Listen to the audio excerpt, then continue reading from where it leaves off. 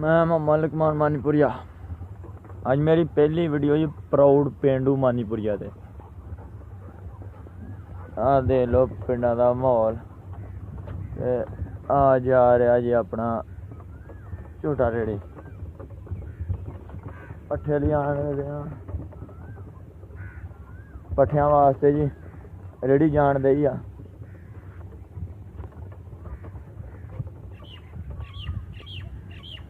बहुत गुलूकार सिंगर गाणियां दे विच गाना गाउंदे हुंदे आ पट्ठियां दी रेड़ी ते बह जाइए बचपन साडा मूड आवे, लेकिन अज फिर मैं तुहानू क्या चलो वीडियो बना के दिखा दिंदे आ।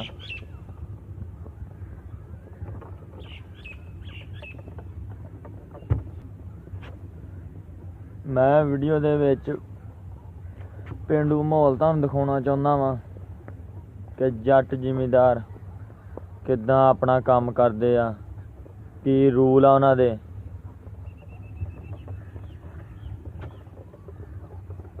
मींह पिया होया जी, सूरज निकलन दिया वा, सूरज निकलदा भी तुहानू दिखा दिंदे आ, बदल होए आ, सूरज निकलन दिया वा।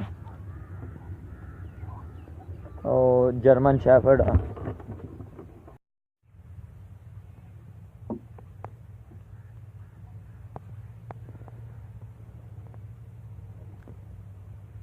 प्राउड पंजाबी मानीपुरिया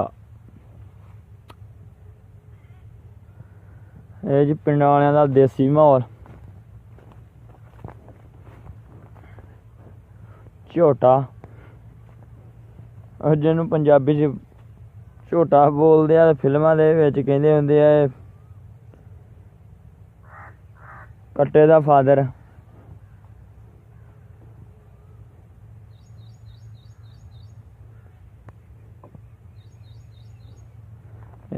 जट जिमीदारां दा छोटा जा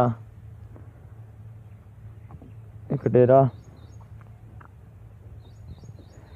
रात मींह पिया ते चरियां जेहड़ियां वा ओह डिग पियां नेरी दे नाल, तूड़ी दे कुप। अच्छा चैनल सबसक्राइब जरूर करियो, होर जो मर्जी आ। हाँ जी पट्ठे लियान दियां रंजीत बावे दा गाना वा पट्ठियां वाली रेड़ी ते जेहड़ा वा मैनू झूटा दवा दिओ।